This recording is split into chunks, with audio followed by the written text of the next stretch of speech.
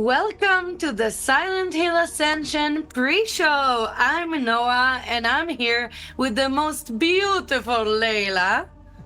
Thank you for being here with me tonight. Layla, can you please show us what we're going to do here today? If production could show that up on screen. My beautiful, irreplaceable Noah. Thank you for being here with me today. Thank you, audience. Welcome to the pre-show. It is 5:40 p.m. Pacific time right now. The show itself, Silent Hill Ascension, will be on at 6 p.m. Pacific, so in 20 minutes. And then right after that, you can roll back here for the post-show with us. We'll have a great time. But hey, for folks for whom it might be the first time, Noah, what is Silent Hill Ascension?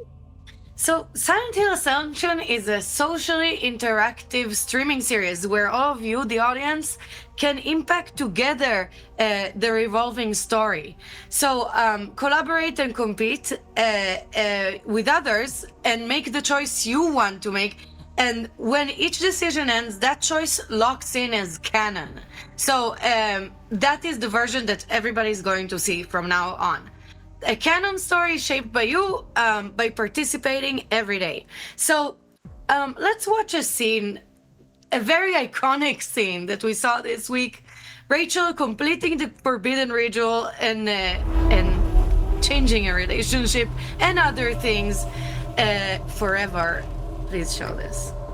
Yeah. This is one. In order to have the true sight necessary to find faith, there must be sacrifice. We wander the earth blinded by what we can see. For sure. Blind to sickness, blind to rot, blind to the blight that consumes us. Purifier, grant me your sight. Open my mind to your vision. Still enjoying, somebody said that, she made an arbitrary decision by doing that. But the thing is, it's a paradoxical thing. You take an eye out so you can see your child, right? Well, that's the hope, and that's the intent, and that is the aspiration, and the thing that she wanted. Is that the result? I don't know. Yet to be seen. Yet to be seen, but it was a very powerful scene. We're gonna figure out later if it was helpful in any way to find faith. Poor thing. I love that later when you see her at the tribunal sitting, she's just sitting there with her no eye, and nobody's even offering as much as a band-aid. Nothing. Do you think, okay, real talk, do you think the Foundation has a first aid kit, right? They don't seem OSHA compliant to me. Right. They might not be, and honestly, I would report them if I was Rachel. This would be the camel that broke the straw's back, or the straw that broke the camel's back, even. Yeah, you had it the second time. But somebody broke someone's back, and somebody lost an eye in the process. But, an eye for an eye leaves the world blind, and I wish more people, including Rachel, heard this message right now. I agree. And hey, speaking of scenes, we got a setup scene that production will throw up for you this time. Rachel stands before the tribunal to justify her actions, but she doesn't find much sympathy among her judges.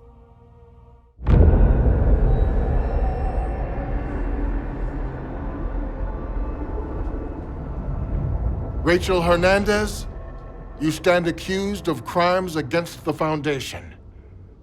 This tribunal will decide your fate. What are the charges against her?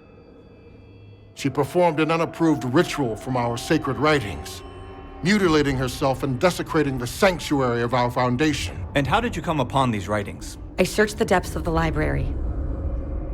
A serious charge. Would anyone else like to present evidence? When Xavier was incapacitated, Rachel supported me to lead in his absence. We've always had our differences, but she put them aside for the sake of the Foundation. Rachel's loyalty will be noted. Rachel, before this tribunal decides your fate, do you have anything to say in your behalf? I know there are members who have been looking for reasons to have me expelled, so let me save you the trouble. I'm leaving the Foundation. Careful, Rachel. What you say now cannot be unsaid. Go ahead and write it in one of your sacred texts. I no longer trust the Foundation or any of its leaders. I'm leaving the Foundation and you all. Rachel, no! Think about what you're doing. That's the problem. I have thought about it. Good luck. Welcome back. We hope you enjoyed seeing Rachel telling everybody to essentially F off right now. This is great. I'm enjoying this. What about you, Layla? What do you think? Rachel is really living the corporate girlie's dream.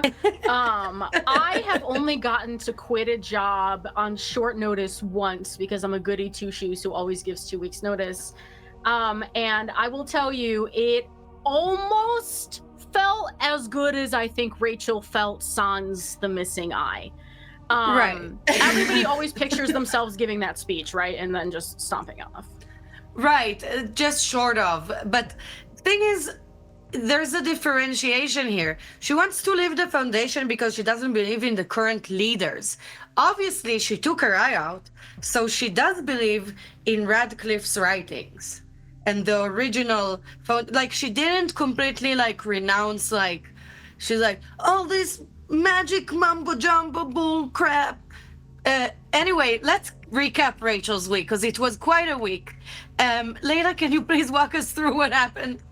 Yeah, what a week for Rachel. Production has thrown up our graphics, so she sacrificed an eye, hoping it would help her look for Faith.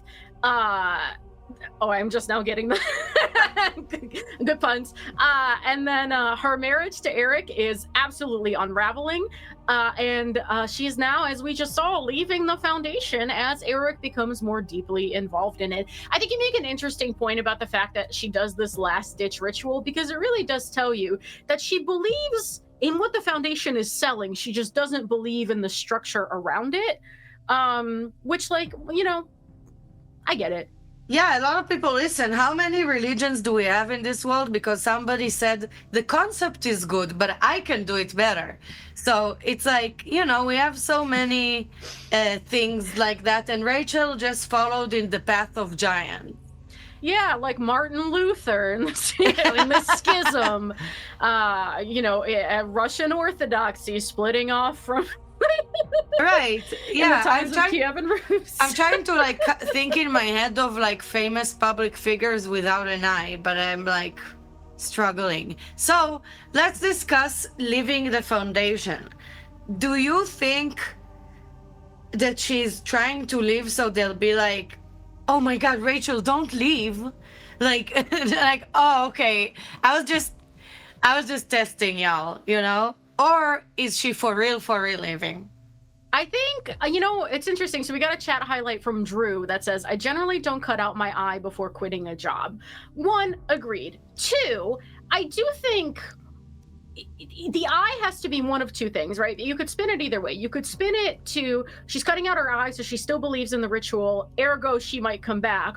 Or she cut out her eye because that is part of her big dramatic, F you, I'm out. Here's my eye to remember me by, It's like me when I was like 13 and I would write stuff in my diary. I would be like, when they find me, they'll be so upset and they find this letter. Rachel was a hot topic emo, suburban goth. When she was a teenager, that lady was absolutely wearing trip pants, chains, chain arm warmers, listening to Atreyu on her earphones. She For was sure. Me. I get it. Based on her current behavior, I think this is a kind of a scientific fact at this point, Layla. But yeah, Xavier, I love how he was just like giving her a bunch of, giving her shit. Sorry, I couldn't find the other word for this. No, it's fair enough. As I said earlier in the confidence of our work chat, Xavier is just a messy bee who loves drama, right? Right, that's kind of the pattern I'm picking up. He just like almost fired her, but now that she's quitting, it's all like, no. But you can't quit, you're fired. Yeah, exactly. So let's look back also at our other very spooky place that is Norway. What goes on there, Layla? Yeah, Norway, inherently spooky before you throw the monsters. Thank you, production, for the graphic. So in Norway right now, we got Carl attempts to protect Ava from herself as more of her dark side comes to the surface. And he also learns Mette's secret and questions her plan to leave town. Meanwhile, Nils, a newcomer, invites Astrid to be a guest on his podcast about Orson's case. Where do you stand, Noah, on true crime podcasts? Oh, I love everything true crime. I don't know if that surprises you. It doesn't whatsoever, is the thing. I myself am not a fan, and I do think that if I was approached by Nils to interview me about a current tragedy my family is experiencing, I may or may not would have resorted to violence. Right. No, and that's part of the thing, right? Because that's part of the charm of this is that you get to see like the production get assaulted. Like this is for me part of the fun in like true crime docs. But you know, speaking of true crime, I just need my fan here because the escándalo, oh my God, of Mette, I can't believe the bodies. She's Kevorkianing here. She's playing God. I don't know. Nils better leave Astrid alone and go talk to her aunt. I don't know. You know, you're so right, bestie. And not to mention, people talk about women and body counts all the time. Mette has like a body count. Like a murder, like a body, like a morgue, like a corpse. Mm-hmm. And that, you know, is that not peak aspiration? Oh, you know, she thought she was freeing everybody from just lying there in the hospital in a vegetative state. But here's the thing. I'm going to step into Carl's beautiful, sturdy Norwegian size, 12s or so. If a woman showed up and I found out that she killed a bunch of people and that she was like, run away with me to an undisclosed location via boat, I would be like, no. I do not have a death wish, no thank you. No, and she looks genuinely confused when she's like, I'm saving them. And he's like, no, you're not. You're killing them. And she's like, I'm literally saving them. Like, she's not even, there's no question about it. She's saving them. Like, it's, somebody in some sitcom that maybe a lot of us know and some of us love, somebody said, it's not a lie if you believe it. And absolutely. And I think she's really living it. And yes, the scandal is so hot that we need to fan ourselves to ice. And I would like, Layla, now, if you will do me a beautiful favor, can you present the decision that is closing today? Production, can you show that on screen? Yes, I would love to. So today, closing, how will Astrid deal with Nils's interview request? Will she, A, be honest and open, which is the redemption path? There's the graphic. Be open and honest, which is the redemption path. Attack Nils's credibility, which is the suffering path, or threaten them to back off, which is the damnation path. I would like to see Astrid physically threaten somebody, because I haven't seen that from her yet, and I would like to see her get big like a porcupine. You're right. She's gonna, like, puff her chest a little bit here. Somebody here on chat, Drew, is saying, never trust a podcaster. Correct. Well, I don't know. I kind of take offense because I feel like right now what we're doing is like the cousin, the unrelated, the non-blood cousin of podcasting. Whoa. Broadcast quasi-professionals. Right, that's true. So that's why we would be spared in the great podcast purge. Yeah, absolutely. We don't count. I hope. But Nils, oh my God, they are, they're like a bit fame-seeking, and honestly, I relate and I'm not mad at it. Thank you so much, Noah, for being very vulnerable with me today here at Blue Ice Table Talk. But you're so right, though. If you're going to be fame-seeking, be honest about it, right? Like, if you want attention, be honest about it. Just like I am honest to my beloved coworkers all the time when I need praise and attention, and then I get it, and then I feel better, right? Just be upfront. You always deserve it, Layla. You hardly twist our arm to give you the compliments. You are a wonderful person. But it is almost time for the show. We're 4 minutes away. We have time to kind of go over and process things together. We didn't have a lot going on this week. We are losing people. We are maybe running away with people. So production, can you show us the endurance scene so Layla could walk us through it, please? I would like to also point out Harry Mason in chat says, I only trust Layla. Correct. I agree. One of our, welcome to the endurance portion of our show. One of our main story characters will be in a very dark room with our good monster friend, the Bruiser. There's a very clear exit sign that our character wants to get to, but the Bruiser is smashing furniture in the way. The one chance is the Bruiser is blind and has to listen to figure out where our character is. You, as the audience, can assist the character escape the room unscathed by timing your inputs to the commands that appear on screen. And as some of you also do, you can assist or you can sabotage. Noah, do you have any more details? Of course. So if a character fails enough endurance scenes, they may not survive future encounters, as we saw happening before. And that would lead to their permanent death in the story. There is no coming back from that death. It is a final demise. These endurance scenes are one of the best places to earn large amounts of influence points. So remember, success and failure, that's in no part, it's a collective story. So even though Layla and I are judgy aunties, we love y'all because that's what aunties do. They love you with the judgment.